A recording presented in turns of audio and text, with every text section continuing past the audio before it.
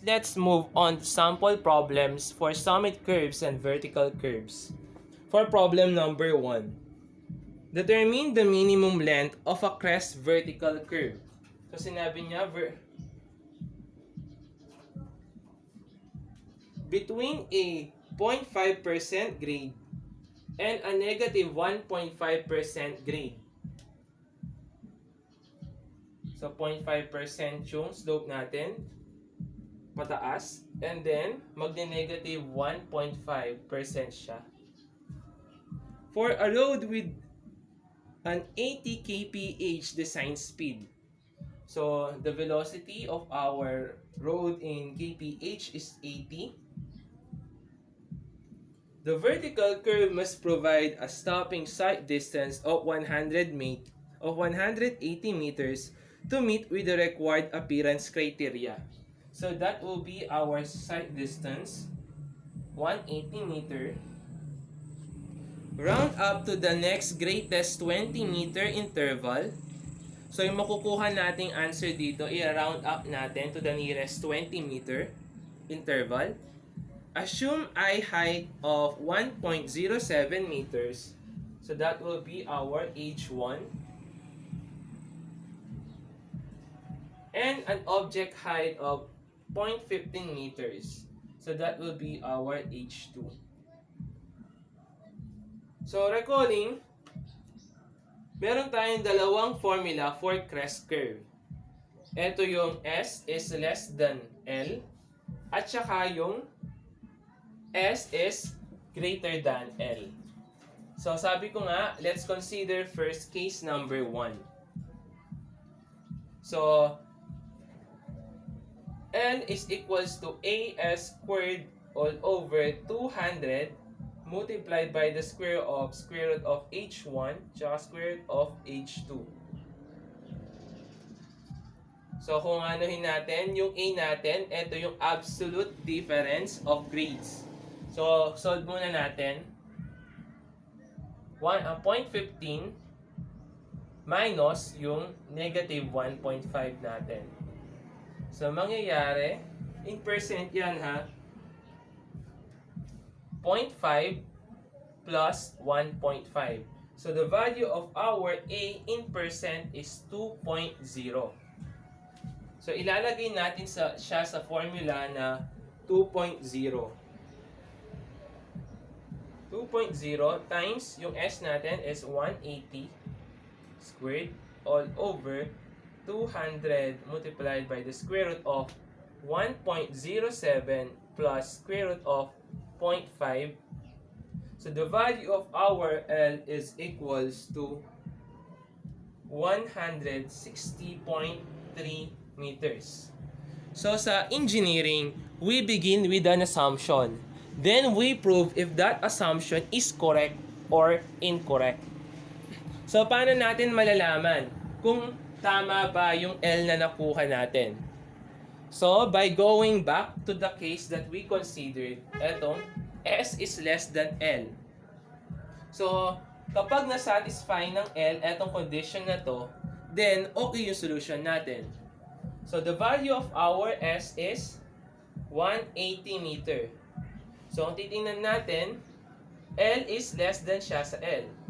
Or in other words, yung sight distance natin, which is equal to 180 meter, greater than siya dun sa length ng curve natin. So, mali yung first procedure natin. Then we will jump dun sa case 2 natin, wherein L is equals to 2S minus 200 times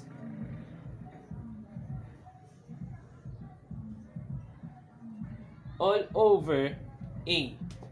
So, yung value ng S natin is equals to 180 minus 200. Square root of H1 is 1.07. Yun yung eye height plus yung object height na 0.5. Squared all over yung absolute difference ng mga grades natin in percent. So, L is now equal to 157.9 meters. Since S is greater than L, wherein 180 meters yung S, greater than siya sa 157.9 meter, eto na yung magsisilbing answer natin. Kasi, naging okay yung assumption natin. So, hindi pa pala yan yung answer natin. Kasi nasabi dun sa problem natin na round up to the greatest 20-meter interval. So, kailangan nating i-round up yan to the nearest 20-meter interval. So, yung next dyan is 140, 160, 180. So, yung nearest natin sa 157.9 na 20-meter interval is 160 meter. So, this will be our final answer. So, let's proceed to sample problem number 2. So, kung kanina, summit curve siya, ngayon, sag curves naman. A tangent grade of negative 1.0%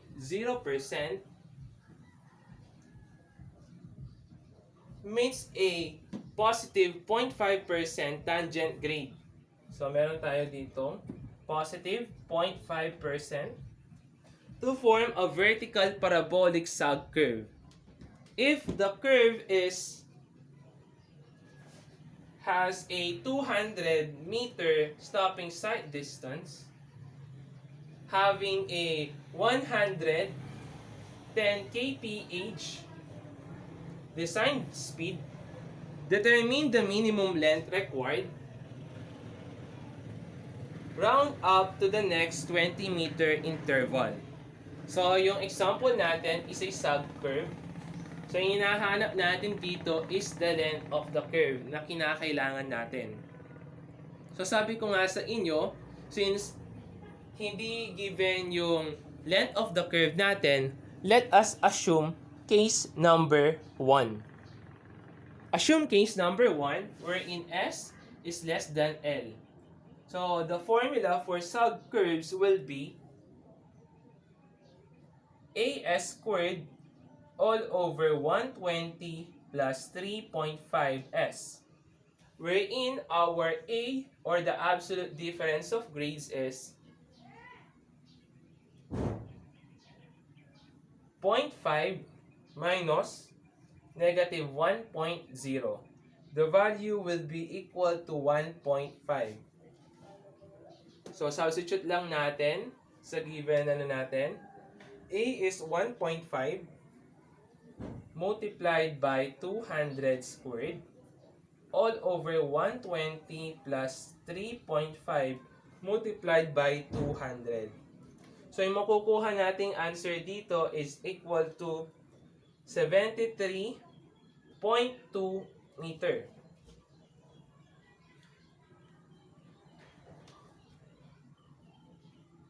Wherein 73.2 meter is less than siya sa L natin. Is less than siya sa S.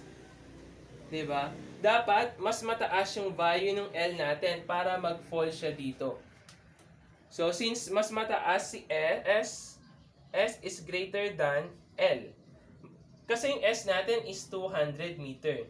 Iko-compare mo siya sa 73.2. So, yung assumption natin, or the first assumption, is not okay.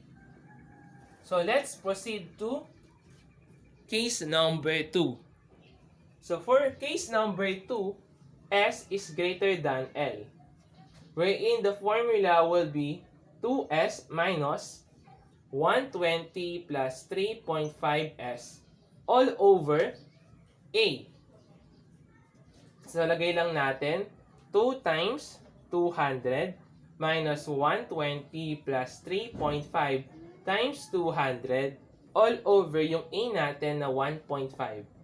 L is now equal to negative 146.7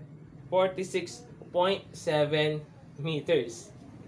So, wala naman tayong negative value ng L natin.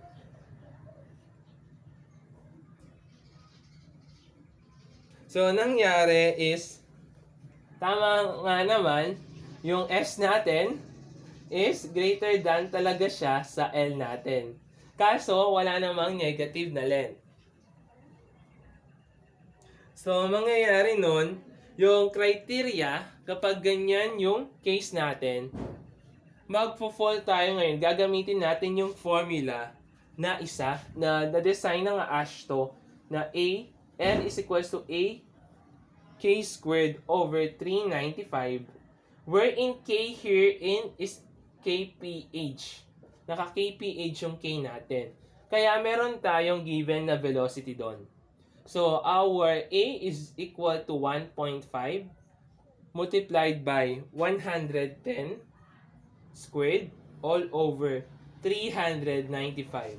The value of the length of the sag curve is 45.95 meters. Kaso, sinabi sa problem, round up to the next 20 meter interval. So, yung kasunod ng ano natin, di ba? 40, 60, 80. So, pinakamalapit sa 45.95, sabi niya round up. So, meaning to say, yung kasunod. Kung tutuusin, mas malapit siya sa 40. Kaso sinabi round up. So, dapat mag-increase yung value nung number natin. So, L is now equal to 60 meter. So, that will be our answer.